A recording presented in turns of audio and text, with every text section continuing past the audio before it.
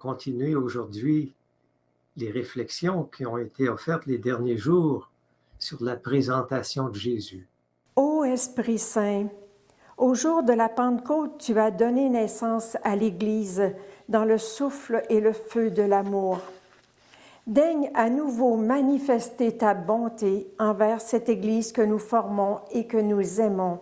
Aide-nous à nous mettre à l'écoute de ce que tu veux nous dire et fortifie notre fidélité pour que par nous, l'Église réalise la mission qui lui est confiée par le Christ. Fais de nous de vrais témoins de notre héritage de foi. Assure à nos communautés chrétiennes la vitalité et la créativité nécessaires et fais de nous des signes vivants et audacieux de ta présence dans ce monde, dans notre monde. Nous te le demandons, Esprit Saint, par Jésus le Christ, notre Seigneur. Amen. Et on sait que le texte de Saint Luc nous montre comment les parents de Jésus, Joseph et Marie, présentent Jésus au temple. Et il est écrit dans le texte qui suivait par là la loi qui demandait que tout premier-né soit consacré. Et l'Église nous suggère aujourd'hui en particulier d'approfondir cette notion de consécration. Qu'est-ce que c'est qu'une vie consacrée? Et ça s'adresse à qui? À cause de ce contexte de la présentation de Jésus. Les parents de Jésus, en présentant Jésus, d'une certaine façon, c'était leur acte à eux, où ils venaient dire à Dieu, « Prends soin de cet enfant que tu nous as donné, et d'une certaine façon, on te le redonne.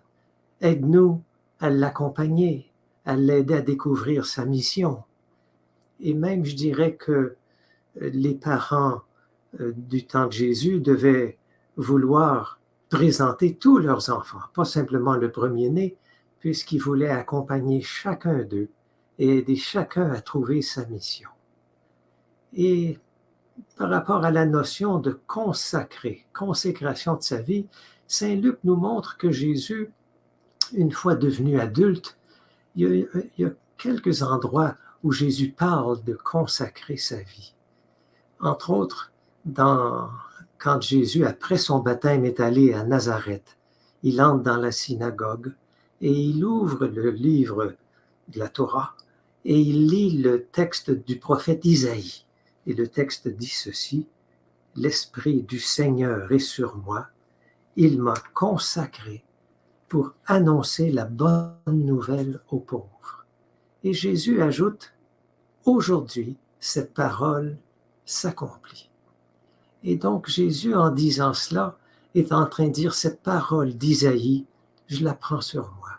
Elle parle de moi. Et c'est le désir le plus profond en moi que de donner ma vie pour annoncer la bonne nouvelle aux pauvres.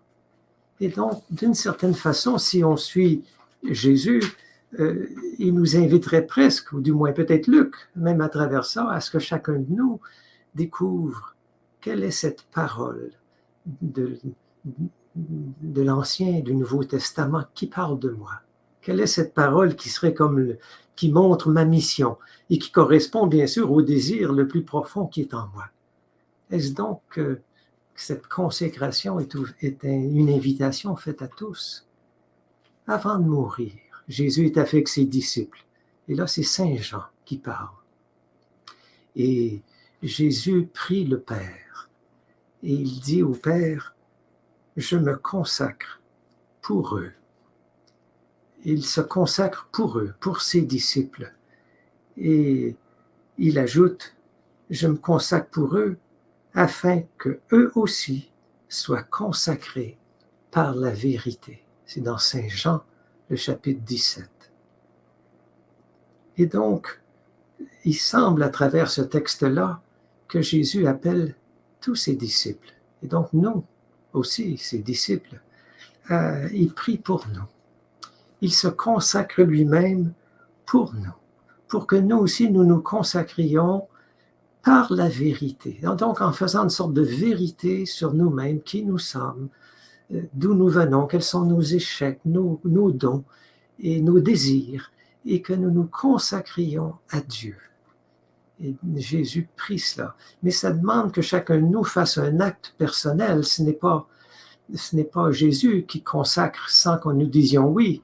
Et si on regarde les disciples de Jésus, Pierre, Jean, Thomas, Judas, chacun d'eux avait à faire un acte de liberté pour dire oui. Et certains, Judas n'a pas dit oui. Et c'est quoi cette consécration que Jésus vit à ce moment-là? Ça semble être un acte du cœur, un acte où Jésus semble donner sa vie.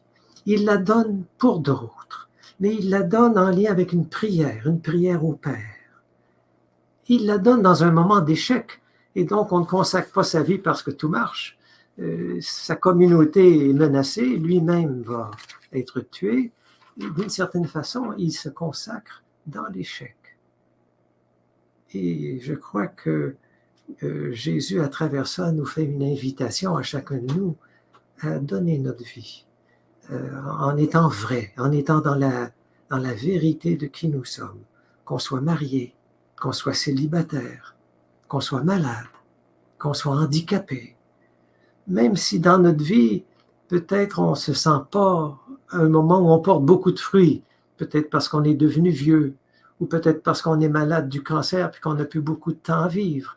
Mais on dirait que Jésus nous invite chacun, il nous dit, tu peux offrir tout ce que tu es pour les autres, pour Dieu. Tu peux redonner ta vie. Il nous invite à cela. Moi, j'ai un ami qui est décédé il y a quelques semaines. Il s'appelait Réal, et c'était une personne qui avait un handicap. Il ne pouvait pas bien marcher. Il ne pouvait pas non plus bien parler. Il s'exprimait avec difficulté. Mais il était l'ami de tous. Il faisait partie de la communauté de l'Arche, et on s'est rassemblés autour de lui après son décès. Et tout le monde disait « J'étais son meilleur ami ». Ça veut donc dire qu'il avait un cœur ouvert pour tous. Il était vrai. Souvent, il disait « Je parle pas bien, je marche pas bien, mais ma tête et mon cœur, ils sont très libres. » Et donc, il laissait entendre par ça qu'il avait comme accepté son handicap et qu'il avait ouvert son cœur pour tous. Le mot qu'il préférait dire, c'était « merci ». Il aimait, chaque fois qu'on s'occupait de lui, qu'on faisait sa barbe, « merci, merci ». Et quand c'était le temps de le remettre au Père, pour nous, la communauté, on a dit quelle parole dirait la vérité de Réal. Et on a choisi celle-ci de Saint Jean. Il n'y a pas de plus grand amour que de donner sa vie pour ceux qu'on aime. Et ça, c'était Réal. D'une certaine façon, c'était sa consécration, même s'il l'avait probablement jamais faite formellement, dans une forme, mais il la vivait.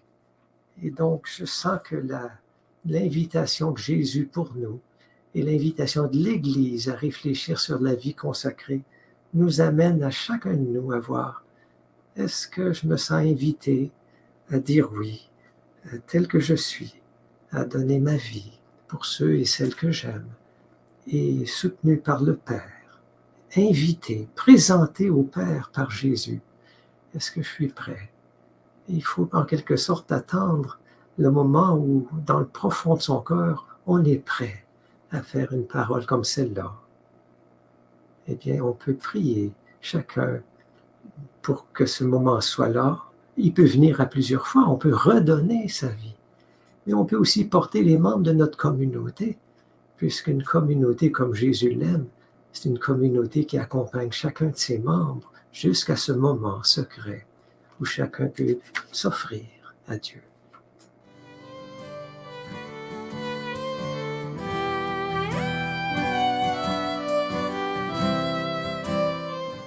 Cantique de Siméon. Maintenant, ô Maître souverain, tu peux laisser ton serviteur s'en aller en paix selon ta parole, car mes yeux ont vu le salut que tu préparais à la face des peuples, lumière qui se révèle aux nations et donne gloire à ton peuple Israël. Gloire au Père, au Fils et au Saint-Esprit, pour les siècles des siècles. Amen. Dieu éternel et tout-puissant, nous vous adressons cette humble prière. Puisque votre Fils unique, ayant revêtu notre chair, fut en ce jour présenté dans le temple, fait que nous puissions aussi, avec une âme purifiée, nous présenter un jour devant vous. Amen.